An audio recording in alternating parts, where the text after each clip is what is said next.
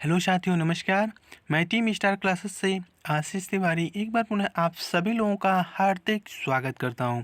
साथियों, आज हम आपके सामने पर्यावरण का कुछ विशेष रूप से आपको हम शिक्षण के बारे में आज आपसे चर्चा करेंगे। तो कभी कभार आपसे जो है शिक्षण से भी प्रश्न जो है आपकी यूपी टेट की एग्ज़ाम में पूछ लिया जाता है। इसलिए आज हम आपके सामने जो है शिक्षण का कुछ तथ्य आपके समक्ष रख रहे हैं जो प्रश्नों के रूप में है। तो चलिए देखते हैं। पहला प्रश्न आपके सामने है, निम्न में से किस क्रियाकलाप से सबसे कम प्रदूषण होता है? निम्न में से किस क्रियाकलाप से सबसे कम प्रदूषण होता है? तो वो आपका ऑप्शन आपके सामने है। नदी में कूड़ा फेंकना, कूड़ा फेंकने के लिए खाद का गड्ढा खोदना, कूड़ा जलाना, खाली भूखंड में कूड़ा फेंक देना।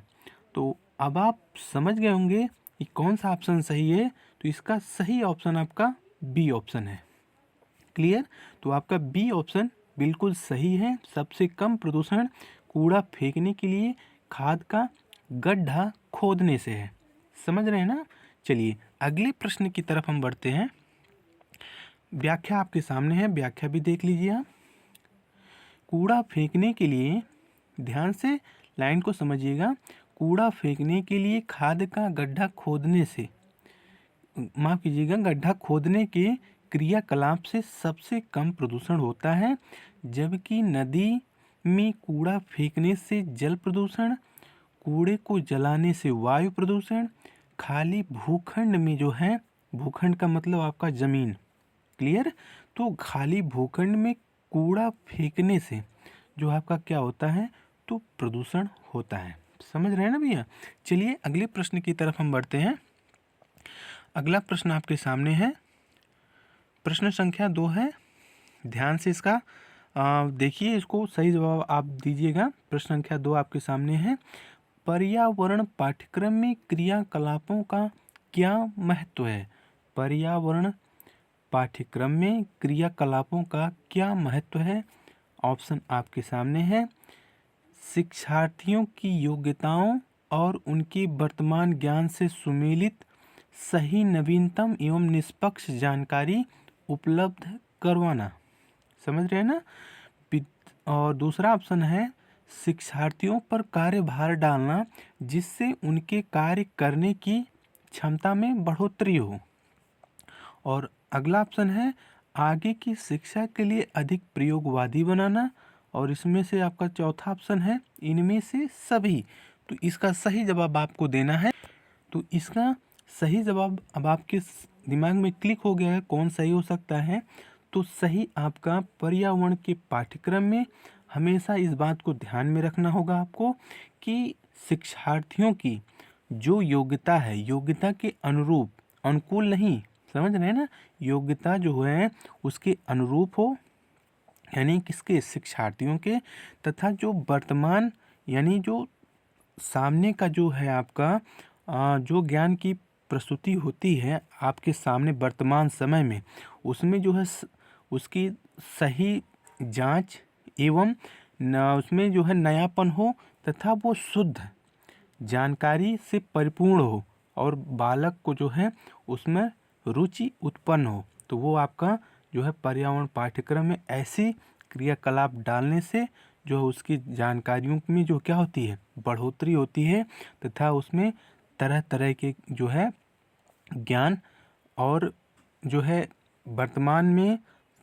जो भी आपकी आसपास की जो घटनाएं घटित होती हैं वो सब जो है क्रियाकलापों में पर्यावरण के पाठ्यक्रम में होना चाहिए, ताकि शिक्षार्थी को वो जो है अपने आप में उस चीज़ को समाहित करने की एक अलग पराकाष्ठा, एक अलग उत्साह हो। समझ रहे हैं ना? तो इसका सही ऑप्शन आपके सामने है, बिल्कुल ए ऑप्शन। समझ रहे हैं ना भैया? चलिए अब अगले भाग पर हम चलते हैं, अगले प्रश्न की तरफ। देख लीजिए, व्याख्या है, पर्यावरण पाठ्यक्रम में क्रियाकलापों का महत्व शिक्षार्थियों की योग्यताओं तथा उनकी वर्तमान ज्ञान से सुमेलित सही, नवीनतम और निष्पक्ष जानकारी उपलब्ध कराना है। समझ गए ना।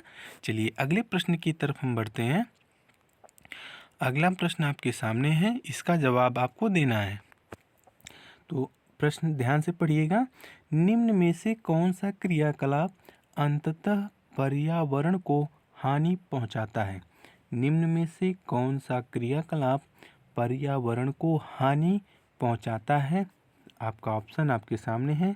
ऊंचे स्वर में संगीत कहना, गाना और अधिक वृक्ष लगाना, तालाब में कुछ मछलियां डालना, जंगलों की कटाई करना। तो पर्यावरण को हानि पहुंचाने में ऊंचे स्वर तो मदद बिल्कुल गलत है। अधिक वृक्ष लगाने, भाई ये भी तो गलत, लगाएंगे तो फ़ायदा ही होगा ना। और तालाब में कुछ मछलियाँ, इसका कोई पर्यावरण से विशेष ताल्लुकात उतना नहीं है जितना कि आपका जंगलों की कटाई से है। भाई जंगलों की कटाई करेंगे तो जो ऊंचे स्वर में जो संगीत होते हैं इन पर भी जो है प्रभाव आपके पर्यावरण पर पड़ता है। लेकिन जब जंगलों को काट देंगे, जो आपका शोरगुल होता है ना, जो आपको बता दें कि मेन जो नेशनल हाईवेज होते हैं उनके किनारों पर कंडेल का पेड़ और जो है कनेर का वृक्ष जो है लगाया जाता है। वो क्या होते हैं, वो हम आपको बता दें, वो ध्वनि को जो है अपने अंदर उसको अवशोषित करते हैं। वो जो ध्वनि होती है उनके लिए एक प्रकार की ऊर्जा होती है, इसलिए वो ध्वनि को ऑब्जर्व कर लेते हैं, तो वो आपके लिए फ़ायदेमंद होते हैं। तो यदि वृक्ष ही ना रहें तो स्वर जो ऊंचे संगीत गायन होता है वो जो है आपके कान के पर्दों को फाड़ देते हैं। समझ रहे हैं ना। तो पेड़ जो है बहुत ही ज़रूरी है, क्योंकि पेड़ भी जो है आपकी जो शोरगुल होते हैं ना उनको जो अपने अंदर खींच लेते हैं। और अधिक वृक्ष लगाने से भैया तो पर्यावरण को हानि पहुंचेगी नहीं, फ़ायदा ही होगा ना। तालाब में मछलियाँ डालने से भैया इसका कोई मतलब ही नहीं है। तो जंगलों की कटाई जो है आपका पर्यावरण को हानि पहुंचाएगा। समझ गए ना। चलिए व्याख्या देख लीजिए। जंगलों की कटाई पर्यावरण को हानि पहुंचाती है, जबकि ऊंचे स्वर के संगीत से ध्वनि प्रदूषण होता है। समझ गए ना भैया। तो चलिए अब अगले प्रश्न पर हम चलते हैं। अगला प्रश्न आपके सामने है, पर्यावरण के माध्यम से शिक्षा का अर्थ है। पर्यावरण के माध्यम से शिक्षा का अर्थ है, ए ऑप्शन, अन्वेषण एवं संप्रेषण कौशलों में विकास, सीखने के एक संसाधन के रूप में पर्यावरण का उपयोग, शिक्षार्थी में अपने परिवेश के बारे में गहन छानबीन की योग्यता विकसित करना, और डी आपका है उपयुक्त सभी। तो पर्यावरण का जो क्षेत्र है उस क्षेत्र में क्या क्या हो सकता है, पहले आपको ये सोचना है। पर्यावरण के बारे में जानकारी आपको लेनी है तो अन्वेषण करना पड़ेगा। क्लियर। और अन्वेषण के साथ साथ जब आप खोज करेंगे तो खोज के साथ साथ कुछ पर्सन्स जो होंगे उनसे तो आप क्या करेंगे, बातचीत करेंगे ना। समझ रहे हैं ना। तो बातचीत के साथ आप अन्वेषण भी कर रहे हैं और उसके साथ साथ सीखने के संसाधन के रूप में पर्यावरण का हम क्या कर रहे हैं, उपयोग भी कर रहे हैं। और साथ साथ क्या कर रहे हैं, हम गहन छानबीन की योग्यता का भी हम विकास कर रहे हैं परिवेश में। समझ रहे हैं ना। तो इससे जो है आपका ऑप्शन क्या सही हो सकता है, आप समझ गए होंगे। उपयुक्त सभी यानी आपका डी ऑप्शन बिल्कुल सही होगा। क्लियर। चलिए अगले भाग पर हम चलते हैं। व्याख्या तो आपने देख लिया, चलिए देखते हैं।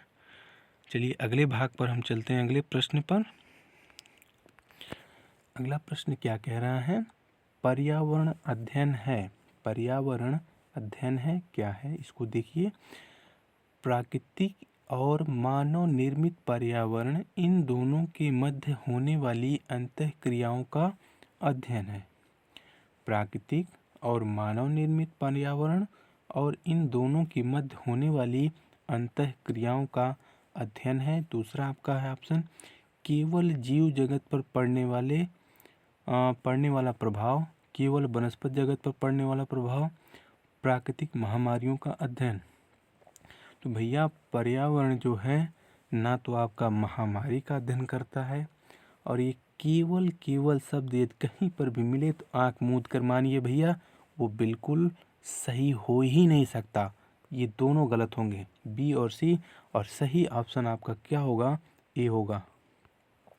प्राकृतिक और मानव निर्मित पर्यावरण और इन दोनों के मध्य होने वाली अंतःक्रियाओं का अध्ययन जो है क्या कहलाता है भैया? पर्यावरण अध्ययन कहलाता है। बात को समझ गए ना? चलिए अगले भाग पर हम चलते हैं। देखिए ये व्याख्या आपके सामने है। पर्यावरण और मानव निर्मित पर्यावरण इन दोनों के माध्यम से होने वाली अंतःक्रियाओं का अध्ययन पर्यावरण अध्ययन कहलाता है। क्लियर हुई बात ना? चलिए अगले प्रश्न पर हम चलते हैं। अगला प्रश्न आपके सामने है, ध्यान से इसको देखिएगा। एक मिनट थोड़ा सा छोटा कर लें हम। देखिए आप, पर्यावरण अध्ययन यदि अधिगम की एक विषय के रूप में हो तो सही ऑप्शन आपको चूज करना है। प्रश्न को ध्यान से पढ़िए। प्रश्न क्या कह रहा है? पर्यावरण अध्ययन यदि अधिगम के एक विषय के रूप में हो तो क्या कर सकते हैं आप? बताना ध्यान से, इत्मीनान के साथ इसको जवाब दीजिएगा आप। प्रश्न देख पढ़िए, प्रश्न क्या कह रहा है। प्रश्न को पहले समझने का प्रयास करिए। प्रश्न पूछ क्या रहा है कि कह रहा है कि पर्यावरण अध्ययन यदि अधिगम मतलब क्या होता है? सीखने और सिखाने का जो है एक विषय के रूप में मान लिया जाए तो वो क्या कर सकता है? इससे जो है आपका मूलतः बच्चों में अंतःक्रियाओं पर आधारित बाल केंद्रित उपागम होना चाहिए। समझ रहे हैं ना? और दूसरा ऑप्शन है मूलतः इससे बच्चों में अंतःक्रियाओं पर आधारित बाल केंद्रित उपागम नहीं होना चाहिए।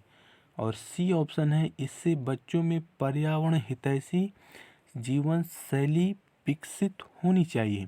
तो इसमें आपका सही आप पकड़ लिए होंगे, क्योंकि भैया ये नकारात्मकता की बात कर दिया। यदि नहीं की बात नहीं करता ये, तो ये भी सही होता। समझ रहे हैं भैया? बात जो है आपका जो ए ऑप्शन है उसी को इस बात में नीचे रख दिया है, लेकिन यहाँ पर क्या कर दिया? नहीं जोड़ दिया। इससे लोग काफ़ी परेशान होते हैं, तो इसको सही मान लेते हैं, बी ऑप्शन को सही मान देते। समझ रहे हैं ना? तो इससे आपका सही जवाब आपका क्या होगा? बिल्कुल सही आपका डी ऑप्शन। ए और सी ये आपका दोनों सही है। विकल्प ए और सी, ऑप्शन आपका डी सही है। क्लियर हुई बात ना? चलिए अब अगले भाग पर हम बढ़ते हैं। अगला प्रश्न आपके सामने, चलिए देखते हैं क्या है। प्रश्न संख्या 7। प्रश्न संख्या 7 ध्यान से पढ़िए। पानी और सौर ऊर्जा के अतिरिक्त हरी वनस्पति को प्रकाश संश्लेषण के लिए किस चीज़ की आवश्यकता होती है? पानी और सौर ऊर्जा के अतिरिक्त हरी वनस्पति को प्रकाश संश्लेषण के लिए किस चीज़ की आवश्यकता होती है? तो ऑप्शन आपके सामने है, hydrogen gas, oxygen gas, nitrogen gas और CO2 यानी कार्बन डाइऑक्साइड गैस। तो अब इसको सही बताइए आप, इसका सही जवाब क्या हो सकता है? Hydrogen gas, oxygen gas, nitrogen gas. तो जो है आपको बता दें कि पानी और सौर ऊर्जा के अतिरिक्त में हरी वनस्पति को जो है प्रकाश संश्लेषण के लिए किस चीज़ की आवश्यकता होगी? तो जो है आपको बता दें कार्बन डाइऑक्साइड की उपस्थिति में जो है पानी और सौर ऊर्जा के साथ साथ कार्बन डाइऑक्साइड यदि रहेगा तो हरी वनस्पति जो है प्रकाश संश्लेषण में जो है अपने फलों का वो निर्माण करती हैं। समझ रहे हैं ना? कार्बन डाइऑक्साइड को अवशोषित करती हैं ताकि जो है वो फल का निर्माण कर सकें, अपने आप को हिष्ट पुष्ट कर सकें। बात को समझ रहे हैं ना भैया?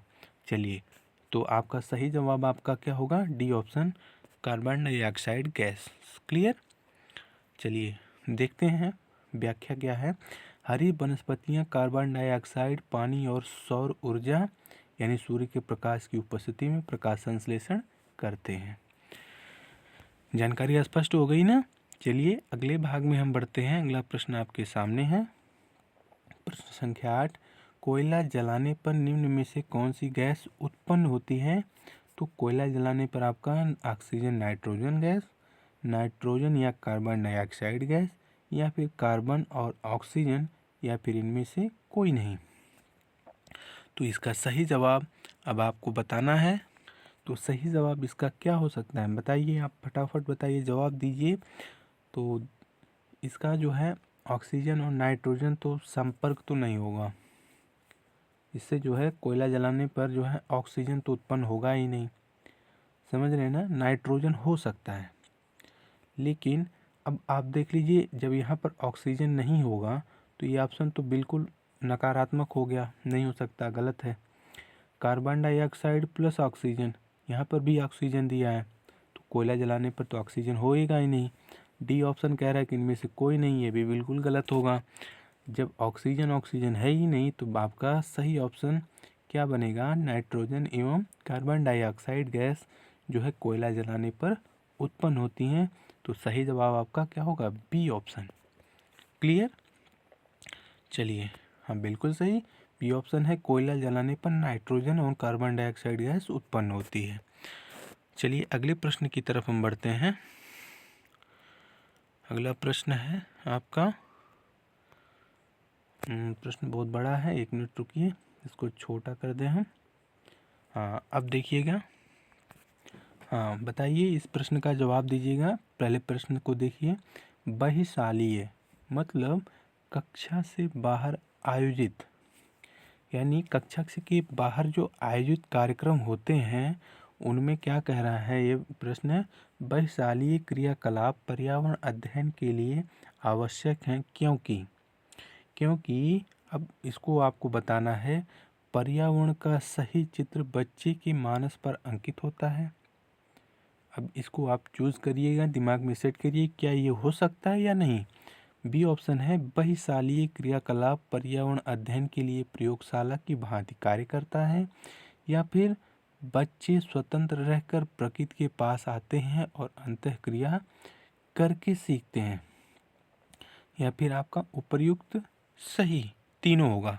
तो बताइए आप फटाफट, इसका सही जवाब होगा जब बच्चे की दिमाग पर जो उसका बच्चे का मानस पटल होता है ना, दिमाग मस्तिष्क, उस पर जो है क्या होना चाहिए कि चित्र होना चाहिए पर्यावरण का, क्योंकि बच्चा तो छोटा है ना, तो बच्चा जो है ज़्यादा करके फिगर की तरफ आकर्षित होता है। टॉलमैन ने आपको बता दें हम कि टॉलमैन का जो सिद्धांत आया था ना, चिन्ह अधिगम का सिद्धांत, उन्होंने बताया कि बच्चा जो है चिन्हों के माध्यम से सीखता है, फिगर चित्र के माध्यम से, समझ रहे हैं ना।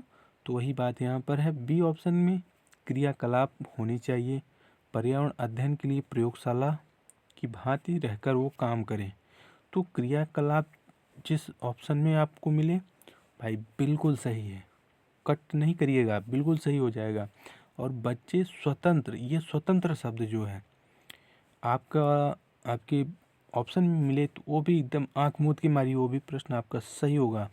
और अंतःक्रिया तो भाई हमेशा ध्यान में रखिएगा, अंतःक्रिया बच्चा कर रहा है तो यानी वो कुछ सीख रहा है। तो कुछ पॉजिटिव वर्ड्स आपको हमने आपके सामने बताया, इनको ध्यान में रखिएगा, इसलिए आपका सही ऑप्शन डी होगा, उपर्युक्त तीनों।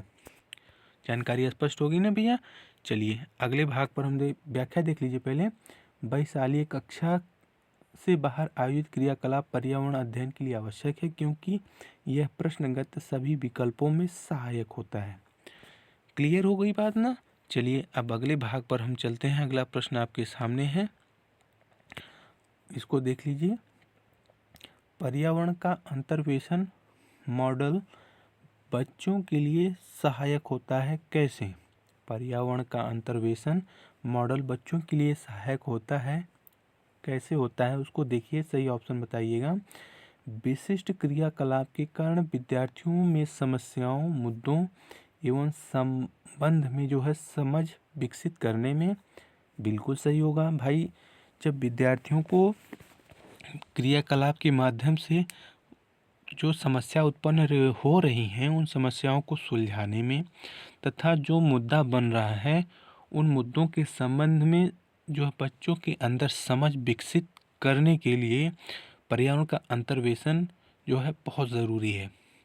तो ये ऑप्शन तो बिल्कुल सही हो सकता है। बी देख लीजिए, अपनी जिज्ञासाओं के बारे में प्रश्न पूछने, बिल्कुल सही ये भी लाइन है।